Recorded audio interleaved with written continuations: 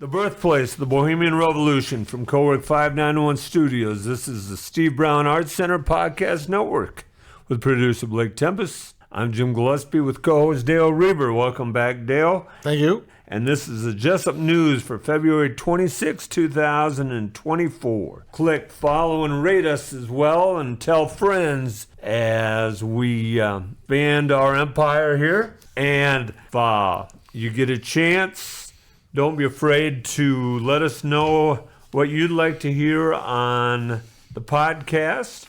Remember, as always, the Steve Brown Arts Center is a 501c3 nonprofit organization that has a vision for artists, young and old alike, to have the opportunity to better themselves while helping to build the skills of those around them. It will be offering community programming starting in Jesup, Iowa, before expanding to neighboring communities. Programming will include a community speaker series that will showcase existing creatives who reside within the community, as well as a pop-up series that will spotlight and partner with local businesses to provide opportunities for community engagement. The long-range vision is to house a rural artist residency program for professional emerging artists in all areas of the arts and the humanities. Artists will be offered accommodations and studio space in exchange for contributions of labor and maintenance of the buildings and grounds. On tonight's show, we're talking about a man named Al. We interview Alberta Parish from Atlanta, Georgia, about her pilgrimage to Iowa City and watching Caitlin Clark set the National Women's NCAA scoring record. Alberta is the author of 4 books. We talk about winners and losers. We challenge the challenge of making a docuseries. We talk about the Oscars. We talk about library news and a weekly update as well as looking at the Steve Brown Arts Center. Remember, this is the Steve Brown Arts Center. Before we talk to Alberta, this segment is sponsored by Reyes Concrete in Littleton, Iowa, the Littleton Lounge LLC, and the Littleton Chatham Historical Society. Alberta is the author of 4 books. She is a huge Hawkeye fan. Although she lives in Atlanta, Georgia, she's a Kobe Bryant fan. Yep. And she has a great story that she wants to share about her pilgrimage to Iowa and her experience with the people of Iowa and the Iowa basketball team. This is the Steve Brown Arts Center Podcast Network. Tonight we're interviewing Alberta Parish. She is an author from Atlanta, Georgia, but she's got a neat story to tell us tonight about becoming not only an Iowa Hawkeye fan, but a huge Caitlin Clark fan, and she's got some neat details to share. I've been reading about her story on Twitter, and I had to have her on the show. So welcome, Alberta. Thank you for having me. You bet. You bet. So, first, Alberta, tell us about your career. You said, as we spoke earlier, that you've written 3 books. Tell us about those books first. Yes, I published several books many, many years ago now. The first book is Vanished and Other Short Stories. That's a collection of short stories that I published way back in 2002, I think. Okay. The second book that I published, Matters of the Heart, a collection of short stories, nonfiction and poetry, that was published 2004. And then I published my novel called The Evil Within Him in 2007. The first 2 books are out of print. The third book is still in print. So if you want to, go ahead and purchase one on Amazon.com, go ahead and do so. But I also published another book. And which one? And what is that? In 2019. And it is called God is on Trial. That is the name of that book. How Religion Keeps Humanity Under Mind Control and Fear. So let me tell you the story behind that. I became an atheist in 2019. At the time, I was, well, for one thing, I was dealing with depression. Okay, I was dealing with depression and suicidal thoughts.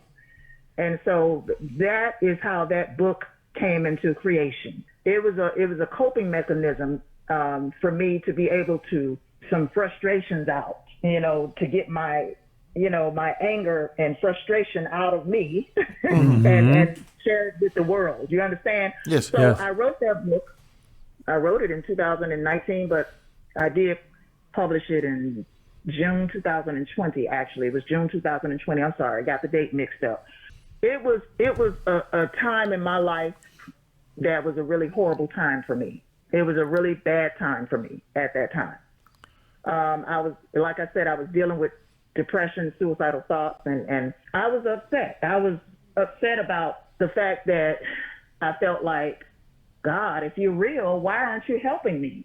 If you're real, like they taught me all these years because I grew up in Christianity, then why aren't you doing anything to help me, as I was dealing with this depression, as I was coping with my mother's demise because she passed in 2017. And to this very day, I think about her every day. It's just that the sting of her death is no longer as hard on me as it was years ago. So did writing the book actually work for you? Did it help give you some peace of mind? It helped a little bit. It helped. It helped, but I ended up rededicating my life to Christ. Yes, I did. I ended up rededicating my life to Jesus. And I am no longer an atheist. Okay. Oh. I mean, it's a story. It's a story. I know it's a long story. Yeah. That a lot of people, they may look at that and be like, oh, she just full of crap. But I'm telling you that I was dealing with depression and suicidal thoughts. And that is how that book came into creation. Okay. God is on time. So, but that is not the end of my story. It was a long process that I've gone through since writing that book to realize that, even though I had feelings that maybe God is not real, even though I had those thoughts, it's not the end all be all for me. There is hope. There is hope, that I came into understanding at a later time. You understand? Mm-hmm. Am I making sense? Yes, Yes, I ma'am. believe so, yes. Okay. So when did you first hear about Caitlin Clark? I first heard of Caitlin Clark after the national title game in April last year. Okay. I came across her story on the internet. I heard quite a few negative things that were being said about Caitlin Clark, specifically on ESPN. And I wanted to know who these people were talking about, because I saw, a situation where, people were saying that Angel Reese was taunting Caitlin Clark and, Caitlin Clark taunted players, so Yeah. what's the difference between Angel Reese taunting players or taunting Caitlin Clark versus Caitlin Clark taunting other people? So that's what I was listening to. And so I wanted to know who these people were talking about. I had never heard of Caitlin Clark prior to that. Okay. I started looking for information on the internet about Caitlin Clark, and of course, I came across the national title game. So let me go ahead and look at this title game and see what's going on, what happened, And so I enjoyed the game so much when I was watching it. A young lady, that reminded me so much of Kobe Bryant's game. That's what I saw when I watched that game for the very first time. It was in the third week of April.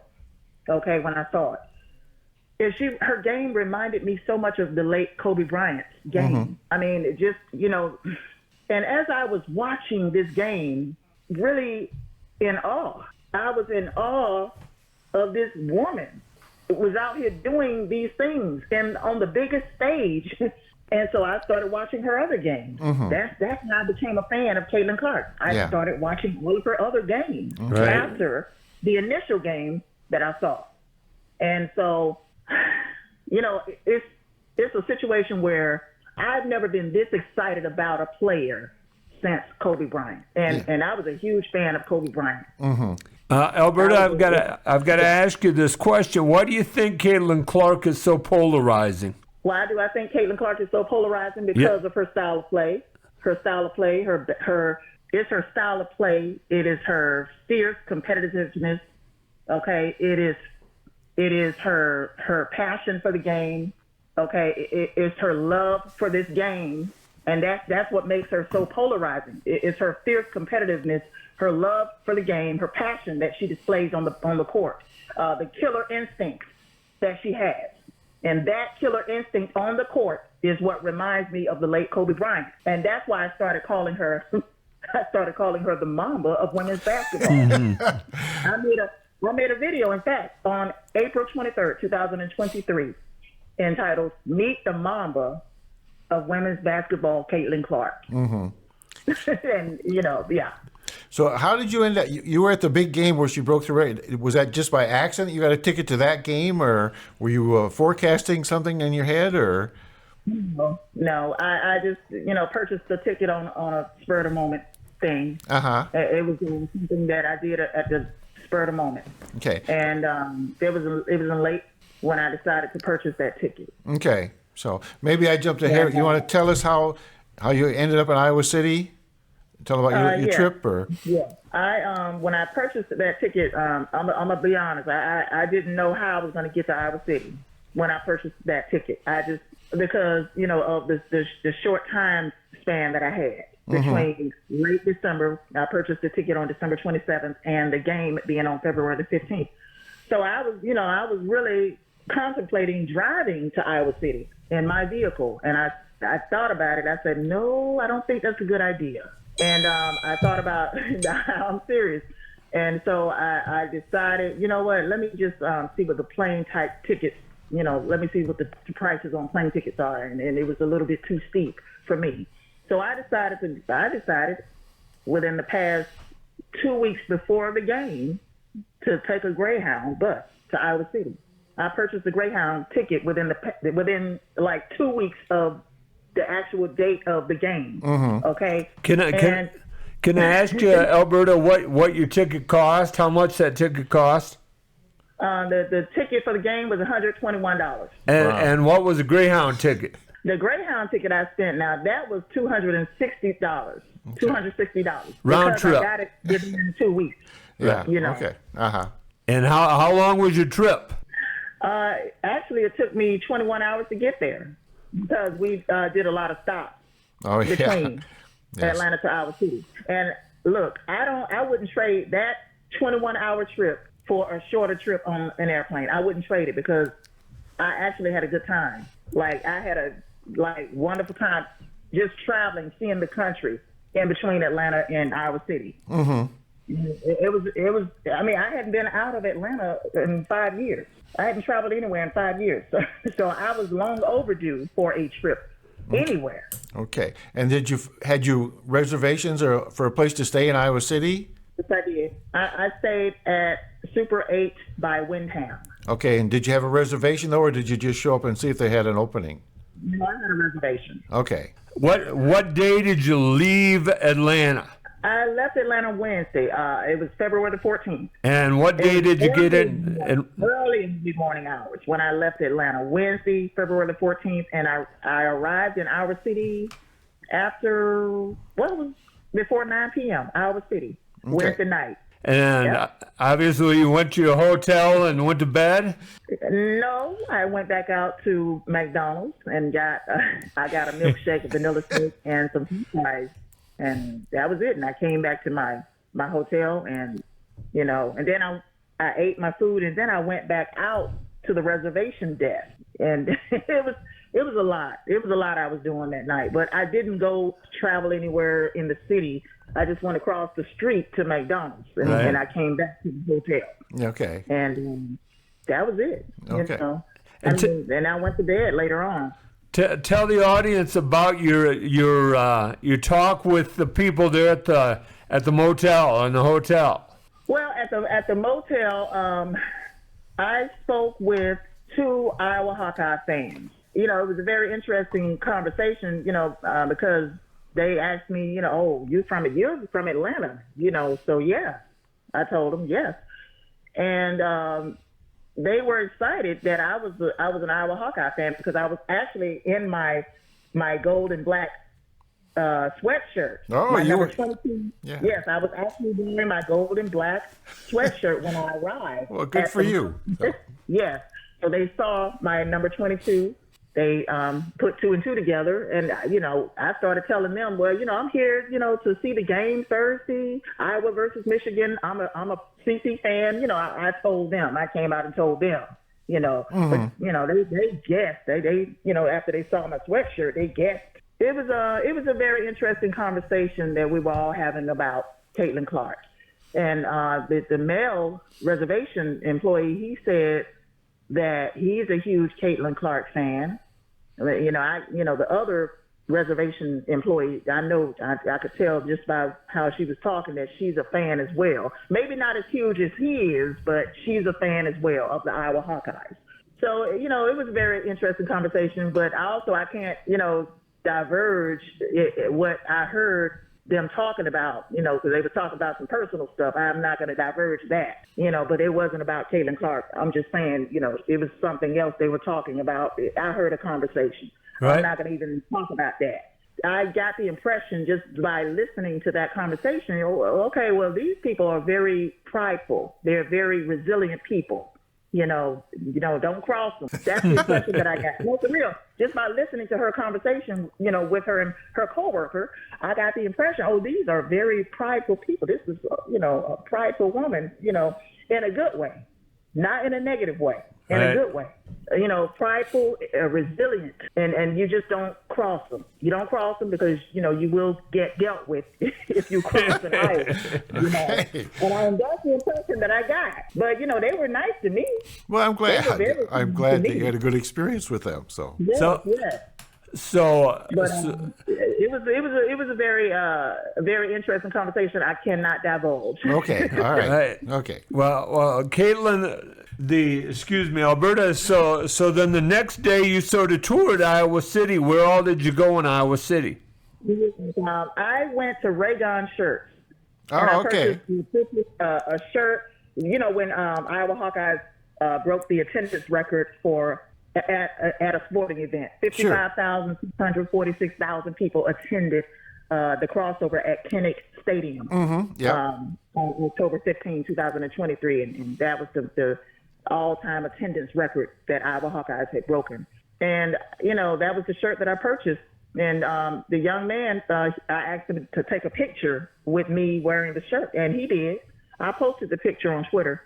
And he was very sweet. I announced myself when I first arrived at Raygon Shirts. I said, well, people sent me here, to this store. And he was very, very nice, very receptive to me.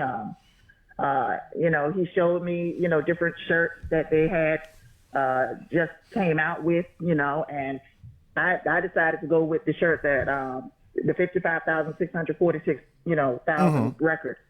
And it was a great experience just talking, with the employee that works there. Yeah. And he's a Hawkeye fan as well. Right. And also I went from there and walked down Iowa Avenue, and I saw, the university. I saw some buildings. I guess that was part of the University of Iowa, the buildings that I saw.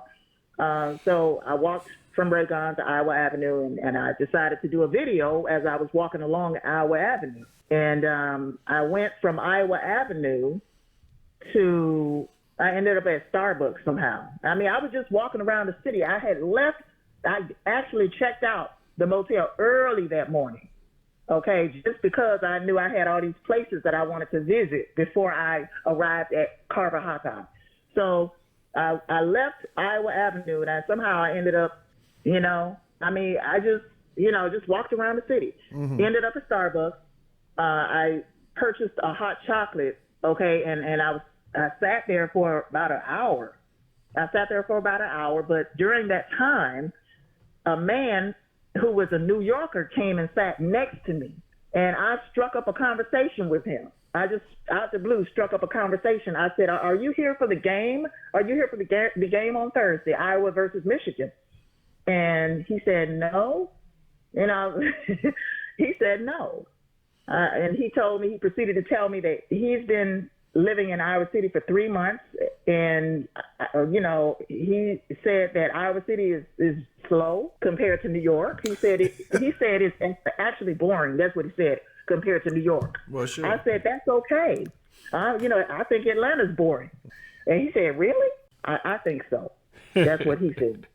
He said, really? I said, yeah, I think so. And we started talking, and about other things. He started cleaning his iPad with some all-purpose cleaner, and I noticed. I said, is that good for eyeglasses? That's what I asked him. Is that good for eyeglasses? Because my glasses was really, my lenses was really just messed up. I couldn't see out of them. Okay. So he said, yes, it's good for eyeglasses. I said, could I use some of that? He said, sure.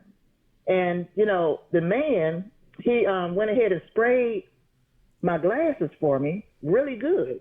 And I was getting ready to, get some sort of napkin to clean my lenses. But the man actually grabbed a napkin for me and said, let me do it.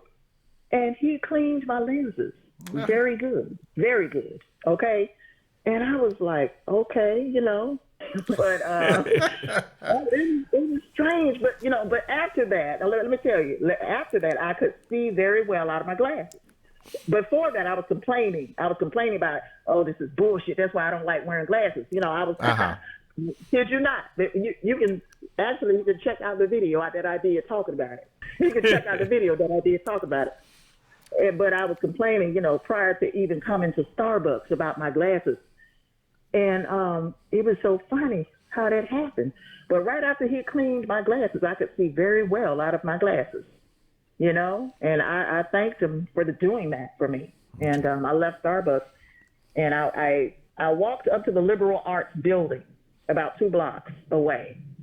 And I took a couple pictures of the, I don't think I posted those on Twitter yet, but I will post those on Twitter later on. But so I was just, enamored by the surroundings, by the area.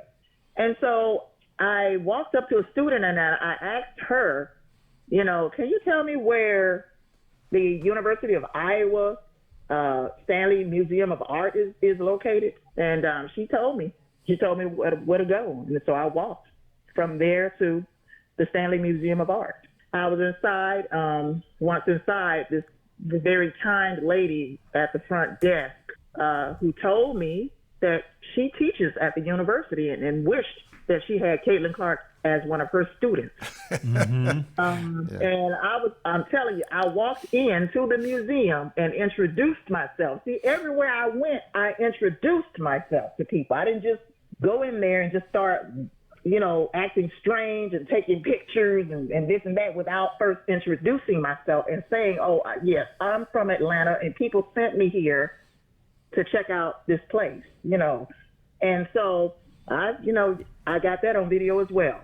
I posted that on Twitter as well. So I introduced myself when I first arrived inside, and the lady was very kind. She was very kind, and she sounds also like a Hawkeye fan as well. Right. But most people there living in Iowa City are Iowa Hawkeye fans. Yeah, you would hope so, wouldn't you? Yeah. Well, Alberta, I got to ask you this question. Did you have any contact with the Iowa Hawkeye coaching staff? Yes, I did. That was very interesting because after the post-game celebration, I walked down to, toward, the court side, but Cece, honey, she only was able to get, she was only able to sign a few autographs before she had to go do that post-game press conference. She was only able to do a few autographs on the way to going to do her post-game press conference. So I was unable to get to Cece to have her autograph anything. But let me tell you, I was also, I went down there to the courtside looking for Raina. And so, but I didn't see Raina. I saw Jan Jensen, okay? And I actually, who are those people? Are those ushers that stand at the on the court and are those called ushers? I would guess so. Yeah. Yeah. So, I asked an usher if he could get Jan Jensen's attention. He said, "No, I can't do that." But that did not stop me. It did not stop me. I kid you not. So I stood there, and I got the lady attention that was talking to Jan Jensen because she was standing talking to two other people, I think, or three other persons. So, but I was able to wave one of them down with my hand in order to get her attention. And then once I got her attention, I pointed to Jan Jensen. I pointed to her for her to, for her to actually look at me so she can come over and talk, because I wanted to get her autograph. I wanted to get her autograph and shake her hand. That's it. I just wanted to get her autograph and shake her hand. And so I was able to get Jan Jensen's attention. And from there, I was able to shake Jan Jensen's hand. I just want to shake your hand and get your autograph, blase, blase. They didn't say too much. They didn't say too much because they probably knew I was going to write about it. Listen. Because had they said something, they probably knew, I was going to write about it. But guess what? She knew who I was. Jan Jensen knew who I was. And how was that? I told her, I forgot to tell you, I told her, my name is Alberta Parish. I know who you are. And then I looked. I was like, oh, okay. I just wanted to shake your hand. Can you please autograph my sweatshirt? And she did. Coach Jensen's very active on Twitter, and she follows Iowa Hawkeye fans pretty close. Oh, is that the case? Yeah. Okay. Yeah. So she knew who I was, and so can you and then I seen Lisa Bluter. I seen her. I said, can you get her for me? So I was also able to shake Lisa Bluter's hand. I just want to shake your hand. Can you please autograph my sweatshirt? And so I was able to get Lisa's, autograph on my sweatshirt. And then I saw Tanya Davis. She was looking. She was just staring. Okay. I said, you too. I said, you too. And she acted like she was shocked. Yeah. Then I wanted her autograph. I said, honey, you just as important as anybody else on this team. That's what I told her. I said it just like that. Okay. And so she came over and she autographed my sweatshirt. Tanya Davis. Let me tell you, Raina, I told Jan Jensen to send Raina back out. That's what I told Jan Jensen, to send Raina back out. Now, I stood near my seat for a while before Raina came back out and came running up the stairs, okay? And I got it on video. Yeah, I've seen that. I got all this on video. Stood up there at my seat for a while. And so Jan Jensen actually sent Raina back out to talk to me. Yeah. But Jan Jensen did not have to do that. Yeah, it's just... And let me tell you who else came running up the stairs to talk to me. Colin Clark. Kaylin's brother. And what did he have to say? Me. Honey, I was the one rambling. I was the one doing most of the talking. See the way this is, let me tell you, the way this works. They're not going to say too much because I'm a writer. They know if they say something, I'm going to probably write it in an article. So they're not going to really tell me too much or say too much. I was the one doing most of the talking. When he came running to the steps, he, of course, he introduced himself to me and welcomed me to Carver Hawkeye Arena and blase. So I started speaking, right? And I'm the one telling him, I just love CC. Well, did I say I love Caitlin or something like that? I think, she is the real mamba of women's basketball. That's what I said.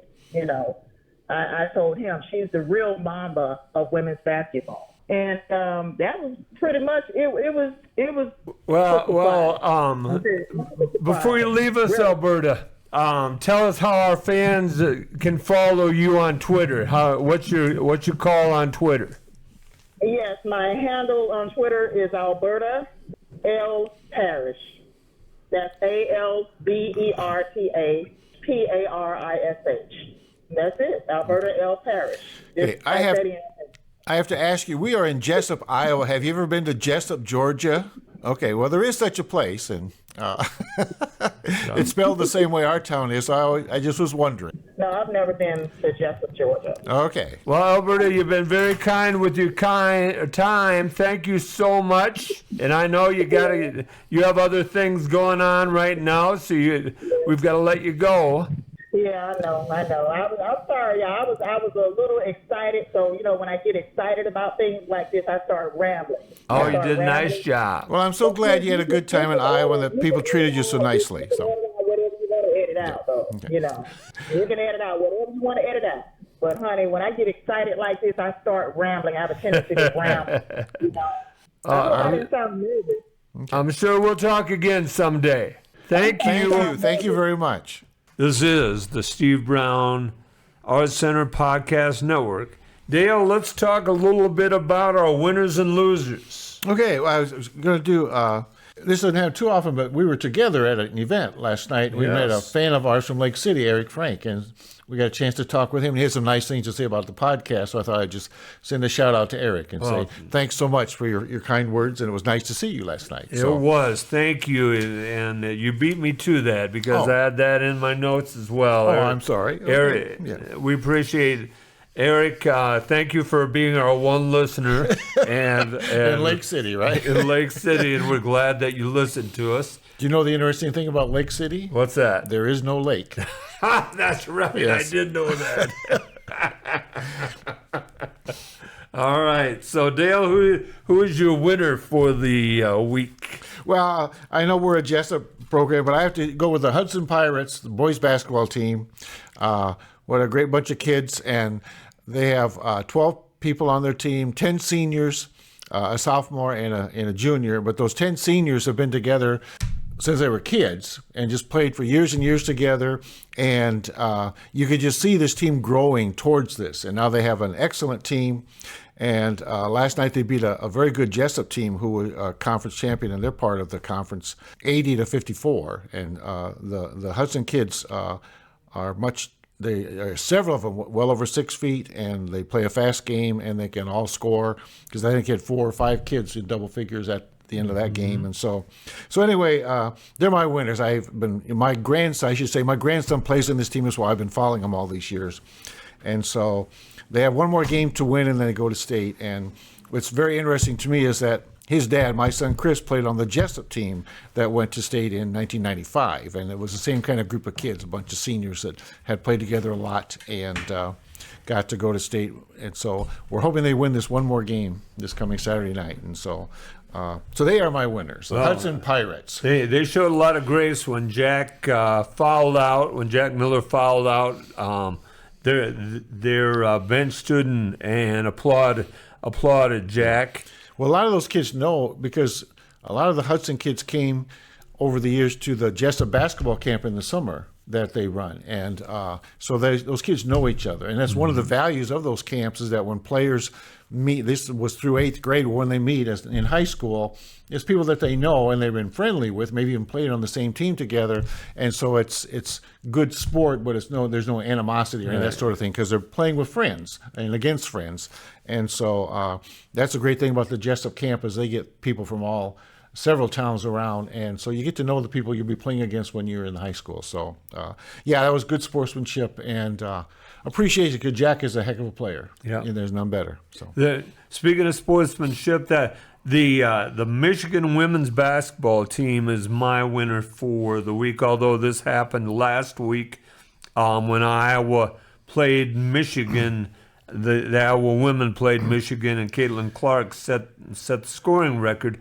All of the Michigan players wrote Caitlin Clark a note to her, and the Michigan team also gave her a special gift. Isn't that nice? Yeah. I read about that. So sportsmanship is not dead. Yeah.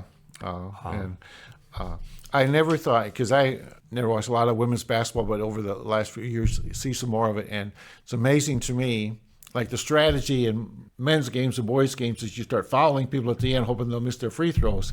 Those girls don't miss very many free throws. No. And so they really have a tough time catching up at the end. It's just how accurate of shooters they are from long range, short range, and in the free throw line. It's just amazing. And so I don't know what it is, but they have much more touch on their ball or something, but they can really put it in the hoop. Yep, yeah, that's a good point.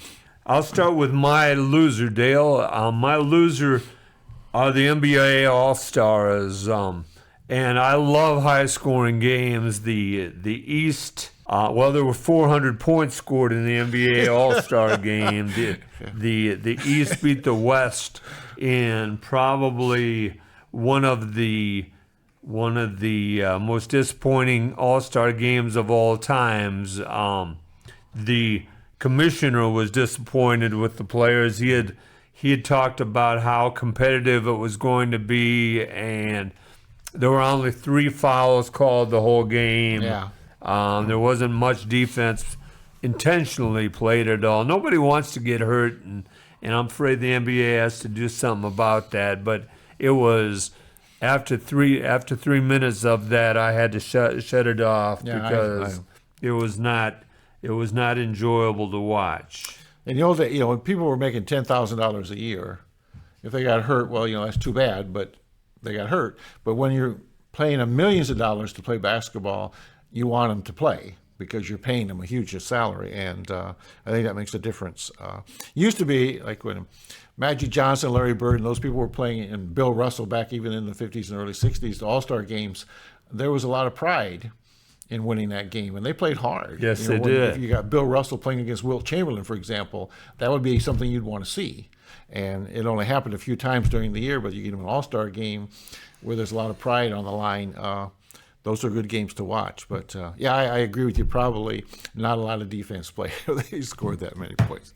So it has become a moneymaker, and Indianapolis was definitely the winner there, but and there was a lot of good about it. Steph Curry played, I forget the lady's name. She played at Oregon a couple years ago.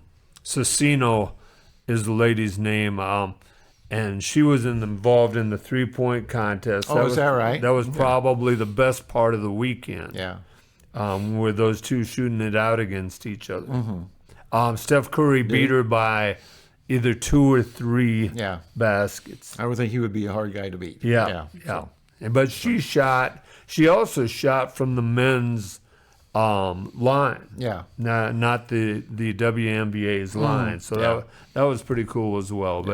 But the NBA All-Stars were my losers for the week. Okay. Who's your loser, Dale? This is more serious, I guess, but I chose the United States Supreme Court. And this bothered me more than I could say, but the late-night comedians started to make jokes about the Supreme Court and their lack of an ethical policy, and about especially Clarence Thomas taking these trips and gifts and this sort of thing from people who actually end up appearing with cases in front of the court, and he doesn't recuse himself. He sits there and is part of the judgment.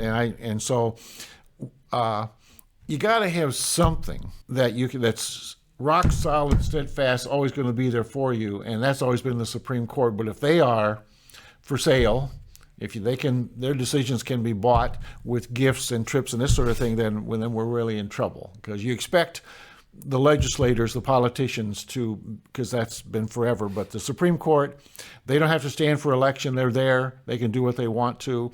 And many Supreme Court justices have gone far away from what people who put them in there thought they were going to do. They have made decisions with their conscience. And if you're not making decisions on the Supreme Court with your conscience and with what is legal, what is the law, then we're all in trouble. So I'm very disappointed to see them. Once you start becoming the butt of the late night comics, well, then I think you're in trouble with the people, and they need to do something, and they have not done anything yet to alleviate this fear that some of them are doing things for reasons that are not really honorable. So I chose them, hoping that they will hear this and straighten out their act. Well, thank you. This is the Steve Brown Arts Center Podcast Network. The next part of the show is brought to you by Laces the organization that sponsors art throughout Buchanan County, Joe and Judy Olson, and the Independence Bulletin Journal. All three fine supporters to the Steve Brown Arts. Tonight I'd like to tell you a story about a man named Al. Okay. Al was a high school dropout, and as he continued for the next 4 years of his life, he lost many jobs. And to make matters worse, he lived off of his mother and father. Day after day, Al, if he didn't like his job, would tell his boss he didn't like his job or just wouldn't go to work. Mm-hmm. Very little money, and by the time he was 22, Al's parents were going bankrupt. And it was a terrible situation.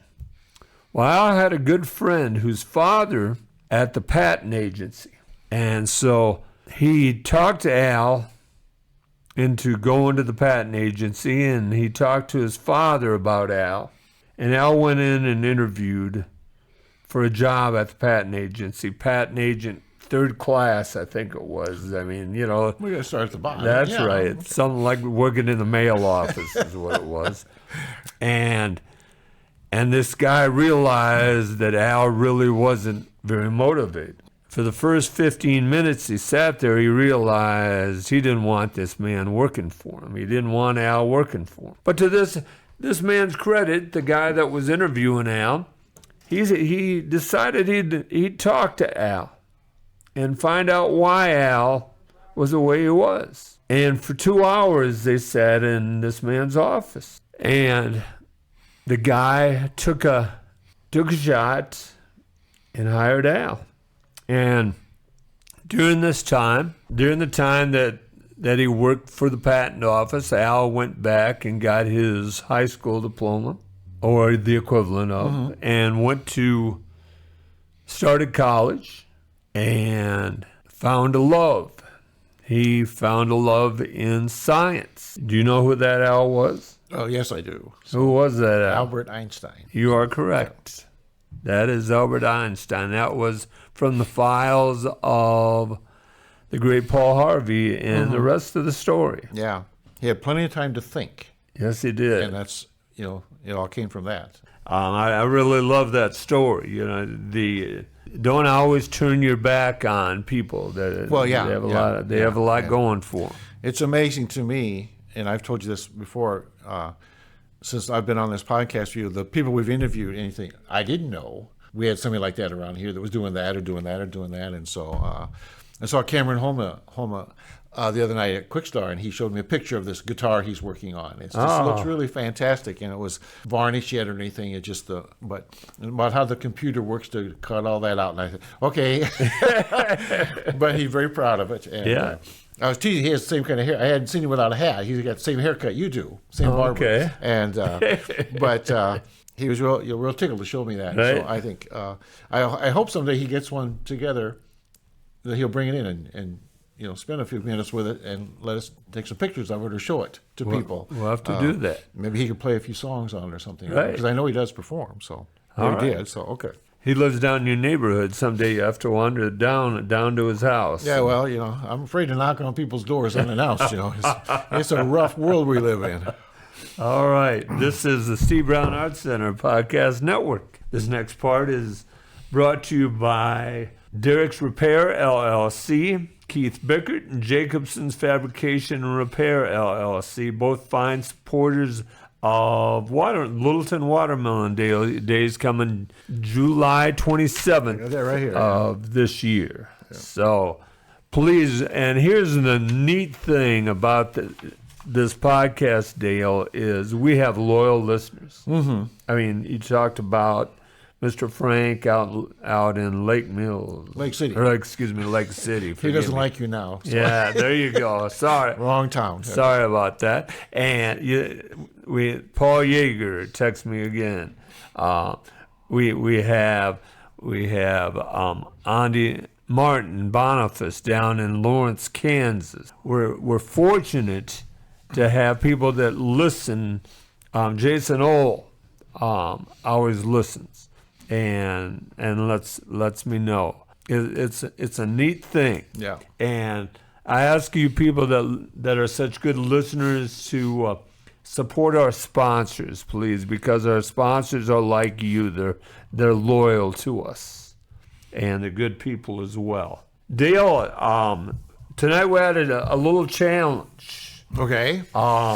We're going to talk a little bit about the Academy Awards, and I asked you to look at the ballot. Yeah. Now, I don't know if we will get to all of these, but let's look at some of these. Okay, well, I'm going to keep track of yours and mine on my sheet here, and once the results are out, we'll see. Thank you. Because I really walloped you on that other thing. You did. Did you tell the people that last week? I did not. Ah, okay. Yeah, thank All you. right. Though Dale did destroy me, so I asked for a rematch. We bet a lot of money on these. That's right. On these events. I had to walk home. I lost my car. But there are the Academy Awards are in the middle of March. I believe they're Sunday, March. Like right around March 10th. It says March right here. 10th. March 10th. Yes. It's at the bottom there. Yeah, there it is. March 10th. Watch, and this is, you can get a ballot online and compete against us too if you want. Yeah. But Dale, let's start with the big award. Who do you have for Best Picture? I have Oppenheimer. And I agree with you. Oh, do you? Okay. Yep. So that's a wash. Oppenheimer is the story about the man that helped to build the atomic bomb. Yep. And it along with Barbie, probably saved the theaters. Mm-hmm. So some of the others up for the best pictures include American Fiction, Anatomy of a Fall, Barbie, The Holdovers, Killers of the Flower Moon, Maestro, Poor Things, The Zone of Interest, and Past Lives. A lot of those have gotten some real good press. Yes, they have. Yes, they have. All right, so you choose one, Dale, that you would like to talk about. Well, Best Actor. Okay. And I can't remember Cillian. I saw him interviewed, and he looked very interesting. So I chose Cillian Murphy of Oppenheimer. Okay. He lost 28 pounds, I guess, or so to play that role, and to get a certain profile look. Isn't that amazing? You do that much for the. So who did you have for Best Actor? I heard him interviewed today on a podcast. I can't remember. I think it was on a New York Times podcast. Cillian Murphy. That's who you have too? No. The one I talked about right before Christmas, actually. Coleman Domingo. He was in the movie Rustin, and Rustin wasn't the best picture. He to me, he played Rustin, and Rustin was the man that organized the March on Washington. Where Martin Luther King Jr. spoke. Oh, you have talked about him before. Okay, all right. Yeah, and he is the man. So Coleman Domingo is my choice for Best Actor. Okay, how about Supporting Actor? Who did you have? Okay, Robert Downey Jr. in Oppenheimer. Okay, and I chose Robert De Niro from Killers of the Flower Moon. Interesting. Yeah. And we will talk about Killers of the Flower Moon here before we're done. Yeah. De Niro's due. Yeah. De Niro has been overcast in a lot of movies. Sort of overexposed, I guess, is a better word. Yeah. Long history, but Killers of the Flower Moon. The book is at the library. Oh, it's an incredible it's an book. Excellent I read book. that Yeah. book. Did you? Good. I read it too. And actually, I don't know if there was a movie probably from the 40s called The FBI Story. Okay. And Jimmy Stewart was in it, and it's little segments. And one of them is Jimmy Stewart going out where all this was going on from this book and helping solve that crime. Interesting. Yeah, it's in that. And having seen that movie a few times over the years, and then you put it together, you say, oh, this is this. Yeah, and so it was very interesting to kind of put that in perspective, and this is where they got that from for the FBI story, and so I did not realize. So it's interesting that sometimes little things in one movie carry over, and you see something, and they make a whole film about it and everything. So it is. It's an exceptional movie. Killer of the Flower Moon is an exceptional movie about the Osage Indians down in Oklahoma, and how they discovered oil on their property.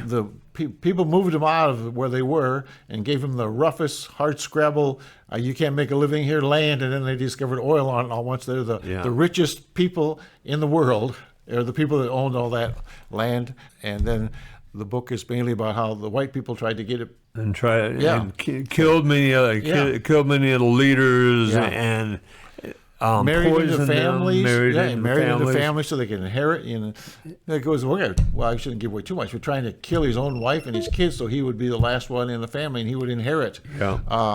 So it's a disturbing. It's probably one of those history things that the Iowa legislature doesn't want us to teach. Probably, the unique thing was there was a lot of moonshine made back then, and the guys that were trying to take over the oil from the Osage Indians, they were poisoning that moonshine, and that's how they killed many of the leaders of that tribe, and took over. That's your choice. That's interesting. I like Downey Jr. and Oppenheimer. Okay. All right. You should do Best Actress, because I like Annette Bening. I really like her as an actress. I did not choose her, but we should choose the Best Actress. And I had this Lily Gladstone from Killers of the Flower Moon. I thought that was good. But okay. And I have to admit, a lot of these, I did not see a lot of these movies. And so I'm going by things I've heard or seen people interviewed or this sort of thing. So I went with Carey Mulligan from Maestro. Maestro is about a great musical conductor, and Carey Mulligan played a great role. Unfortunately, a lot of these ladies get lost in the mix. Let's go Emma Stone is an excellent actress. She's in that, and Annette Bening, of course. Should we do Best Supporting Actress, just because those are the things people know about? And then So I had Jodie Foster. Best Supporting Actress, Jodie Foster in Naiad. Naiad is an incredible story, Dale. A lady my age decides to swim from Miami to... Or from Cuba to Miami? From Cuba to Miami. And 60 years old, tried it 4 times, and first time she was 20 years old and failed. The story is how she finally makes it. Swimming with... her biggest fear was the sharks, the man of wars...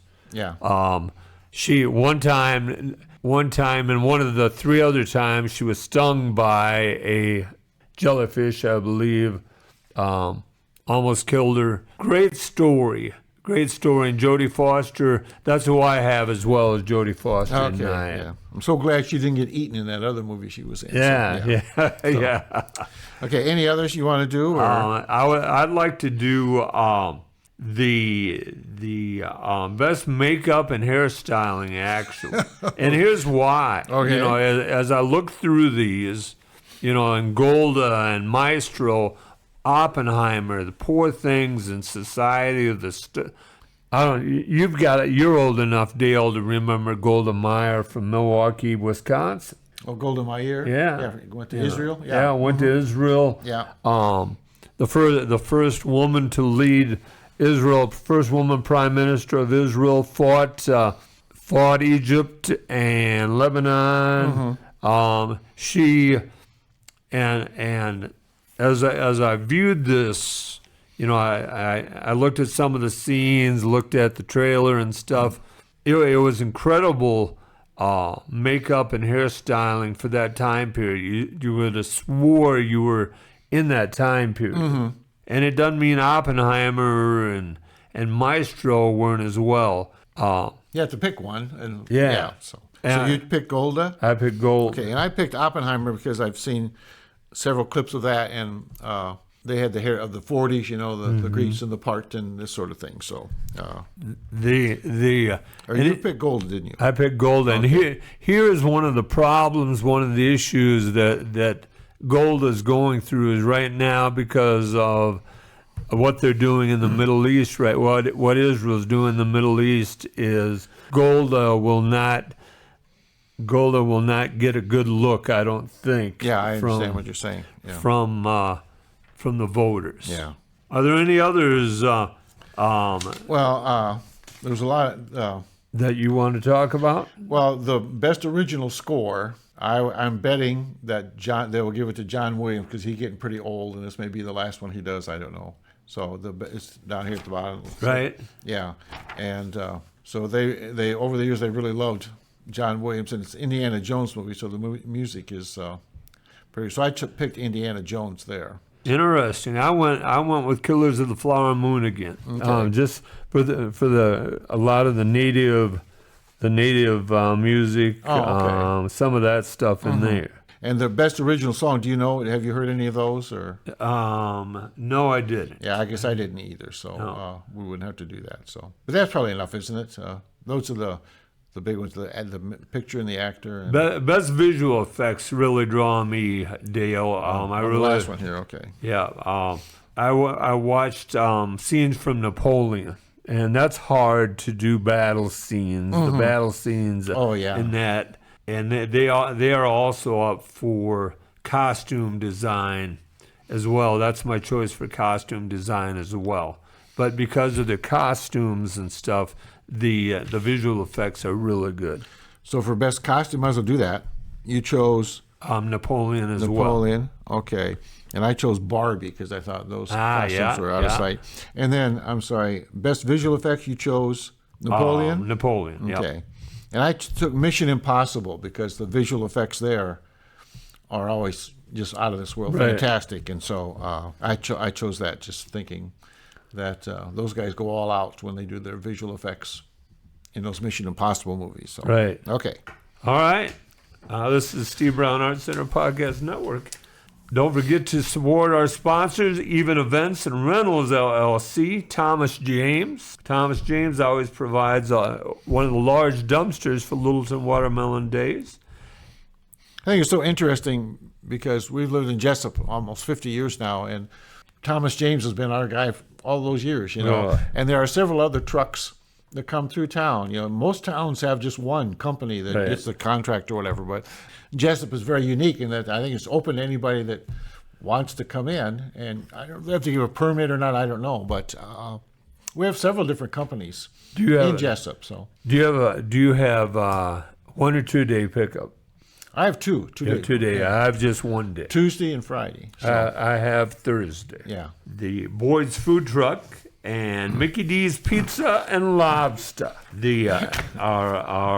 So make sure you support them. I know Mickey D's Pizza and Lobster is doing a fundraiser for St. Athanasius here. So make sure you buy from them, please. Be interesting to see what he does with the lobster. Yeah. I remember him talking about that when we were over at Legacies, right? He said they were going to be doing that. Right. And, I guess it kind of slipped my mind, but now that summer's coming, I guess summer's here, I know it, but that'll be coming out with his food truck and everything. Yeah. So I look forward to that. I do too.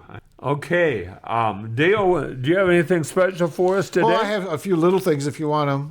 What do you have? There's a lot in the paper. Well, think about the shootings in Kansas City, and had 1 million people there, and apparently 4 people, and I don't believe that they knew each other. Maybe they knew each 2 and 2, but they got into some kind of argument and started pulled out their guns and started shooting in a crowd, and a lady gets killed. And these guys, as far as I don't know, if are they injured? Are they in the hospital? No, I think they're just arrested. Yeah.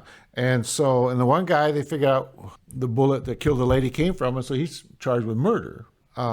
Missouri, if you're 18 years old, you can buy a gun. You can carry a gun. There's no and they're very, very hard to get any kind of background checks, or very hard to get your gun taken away. And so it's the Wild West down there as far as just walking around with a gun. It just gets me that this so often it happens that the person just walking by or in a car or in their house even, wasn't that long ago, a little kid got killed in his house because some guys were shooting outside at each other, and one of the bullets went through the house and killed this little kid sleeping in his crib or whatever. And so people that aren't responsible, that don't understand guns, should not own guns, I don't think. And so it gets me that all the things our legislature is talking about, and they don't mention guns at all. They want to rewrite the dictionary and tell you what girl means and boy means and this sort of thing. But the legislature, they're still with the AEAs. I went to a meeting, and there were over 100 people there, and there were several legislators there. They want to hear what people think. Well, the people told them, and nobody was in favor of cutting out the AEAs. They want them left just basically the way they are now.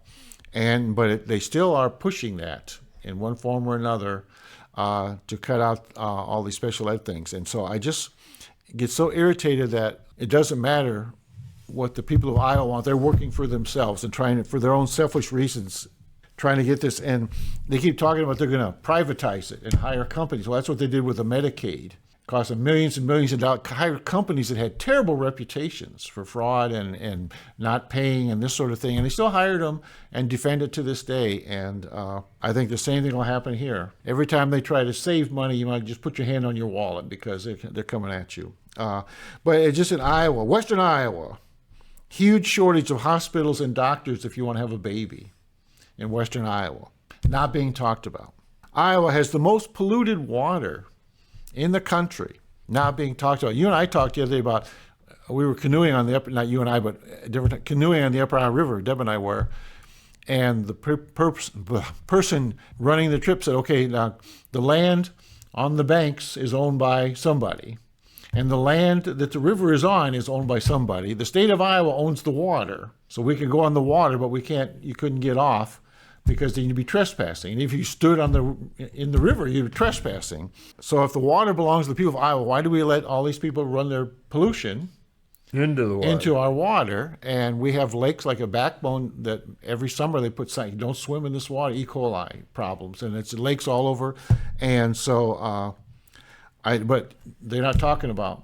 Iowa has the second highest cancer rate in the country, and it's getting worse. It's not improving, it's getting worse. That's per capita. Yeah, per capita. And and I can't remember the name of the group now. So it's a government or a study group that studies cancer. And they have found that cancer is really is a contributing factor to cancer. And so it doesn't matter if wine, beer, whiskey, whatever, it's the alcohol. It contributes to cancer. And that binge drinking especially is hard. They say the man should have no more than 2 drinks a day and a woman 1 drink because of body size. But that alcohol is a major factor in all kinds of cancer, and about binge drinking. And then it said that Iowa per capita leads the nation in binge drinking. So I don't know how they find that out, but that's what they said. So we're not doing so good. And I talked about that either. And then Senator Grassley had a quote. And he said, "Don't pass anything in this legislative election year that would make Biden look good." So basically, he's saying we don't want to do anything for the country because doing that might make President Biden look good in this election year. And was he going to take every 4th year off or what? I thought that was a terrible thing for him to say. I really did, because they're supposed to be working for the country, not the party. And so, but the legislature, they turned down everything. They don't work to help the poor. They turned down those millions of dollars in nutrition programs. Now they got this House File 2330, which sanitizes history. And we're supposed to teach history, which emphasizes the study of and devotion to the United States' exceptional and praiseworthy history. So there's a lady named Ida B. Wells Barnett. In 1900, she says, our country's national crime is lynching. Because lynching was a major problem in how people were dealing with black men, especially, somehow got in the way and never got a trial, never got to court, would be lynched. And so should we leave out this part of American history, or is it just, Washington chopping down the cherry tree, which is, never happened. And so, Only by teaching the good and the bad can we help our children grow and develop in this country. So I don't know what they want with this history bill. It sounds like they don't want to say anything bad about America, and there are bad things. You know, you look at anybody, there are bad things. Washington made tons of mistakes. Washington, I'm sure, told lots of lies, and Washington screwed up badly in many of the battles that he directed as general. I mean, those things happen, but they varnished over all that, and that's not true. We need to tell the truth to kids, and so Lincoln went bankrupt twice in his life. You know, I mean, there's a lot of different things. Yeah. But he was a wealthy man, though, too. I mean, he made a lot of money as a lawyer, and so he was actually a wealthy man. And I know if there's a sign for off the road, on a gravel road between Hudson and Traer, about a monument or a national landmark, and it's land that Lincoln was given as a fee for his work for someone, and so and that at one time he did come to Iowa and inspect this land, and so there's a little plaque down there that shows that, I guess. And so there's a lot we don't know. Yeah. And there's a lot, like the little thing what you did from Paul Harvey. There's a lot of history, and it's interesting history. And I love my country, and I think my country's great, but I know my country's done some very, very bad things too.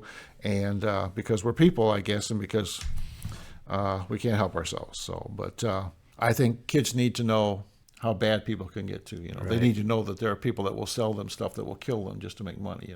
And we'll try to get them to buy it. There's so much they need to know. It's not sugar and the good ship of lollipop. Yeah. So that ship sank a long time ago. Yeah. Yeah. All right. So that's all a lot in the paper. Oh, yeah. I read the newspaper and just, then I don't sleep very well because I say, oh, geez, this is terrible. This is terrible. This is terrible. And you feel really helpless about doing something about it. So, all right, that's all I got. Thank you. You're Thank you. This is the Steve Brown Arts Center Podcast Network. Dale, before we forget, and I saw you at the Kenny Mielhow Art Show last week. We were on the news. People saw us on the news. They did. They did. It's wonderful to be a celebrity, isn't it? All they asked me was, who was that you were talking to? They were more interested in who Georgia Yount was than me. All right. But the Kenny Mielhow show was well attended. Art show was well attended. There were about 50 people. The thing that I always enjoy about showing an artist, and Kenny was so eclectic and multi-talented. Yeah, and I think he got a real kick out of it too. That's to be recognized, to have his work recognized. Yes.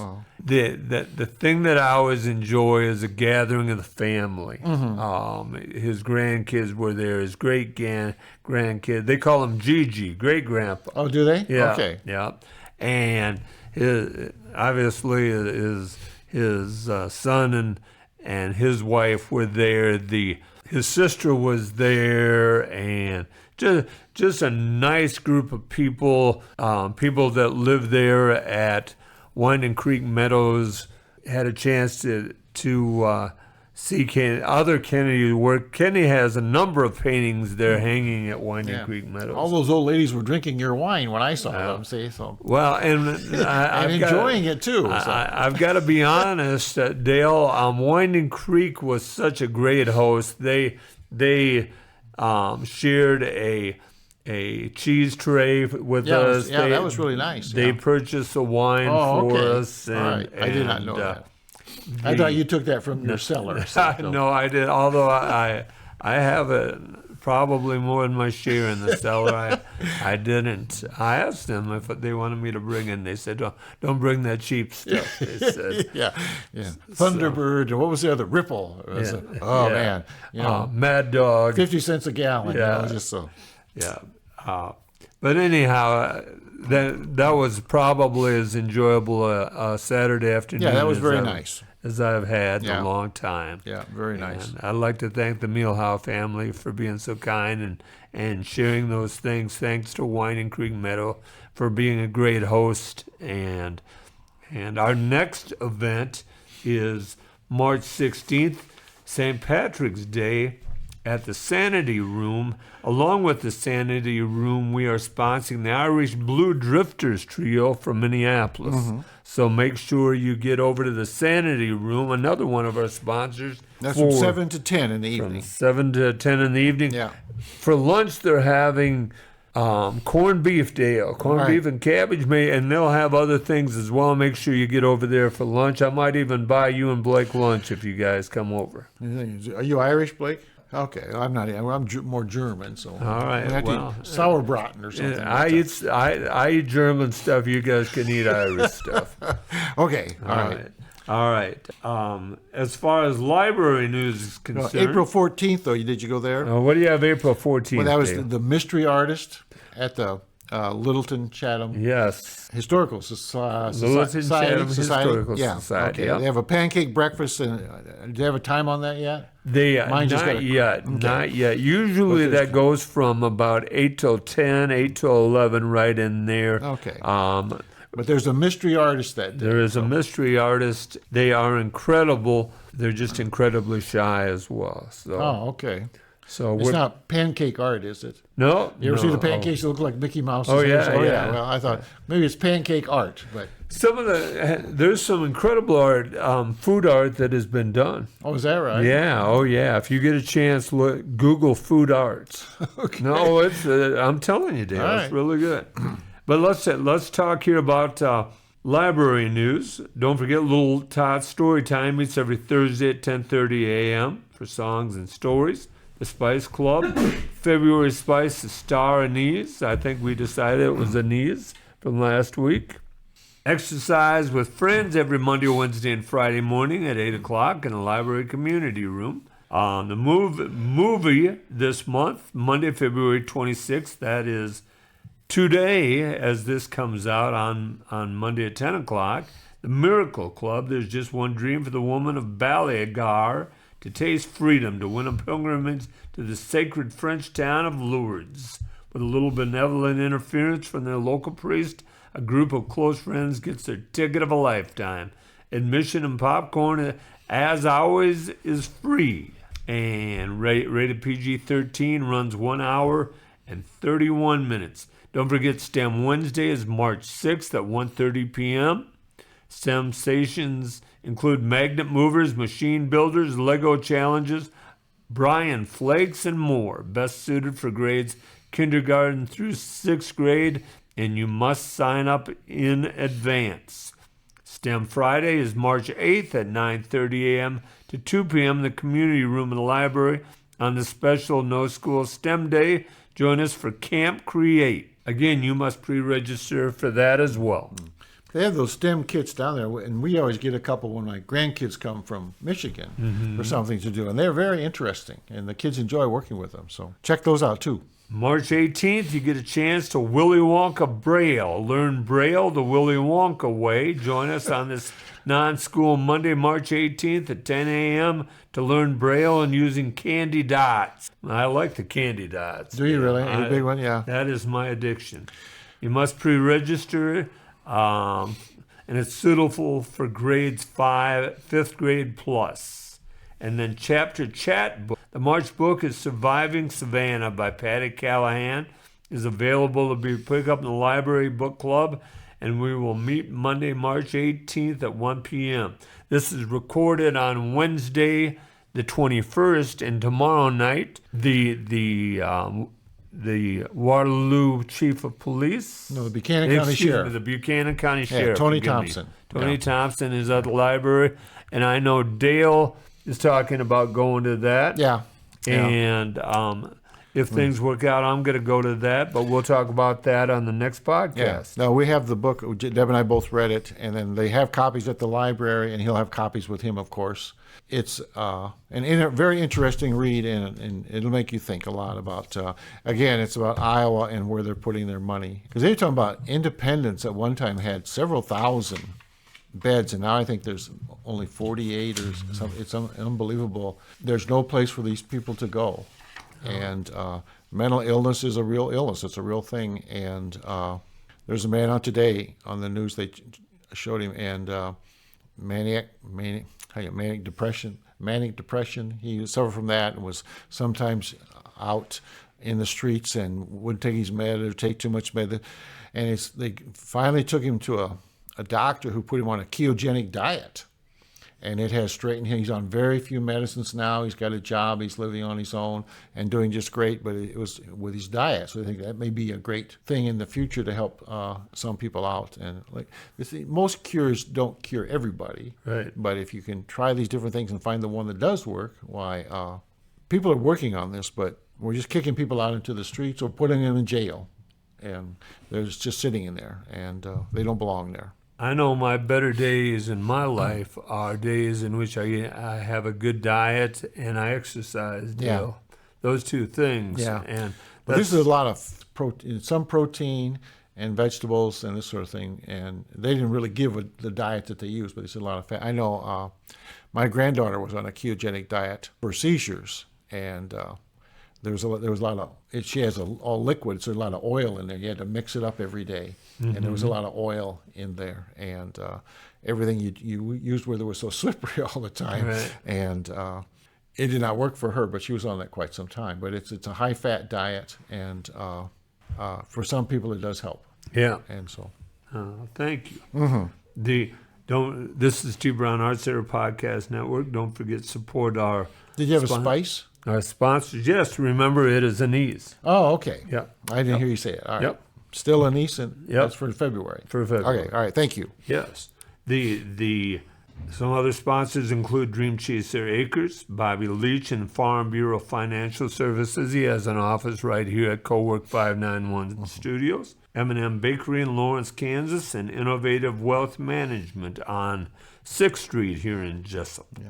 Along with and I always gracious host, Kelly C. Haas and Cowork 591 here on Young Street in Jesup.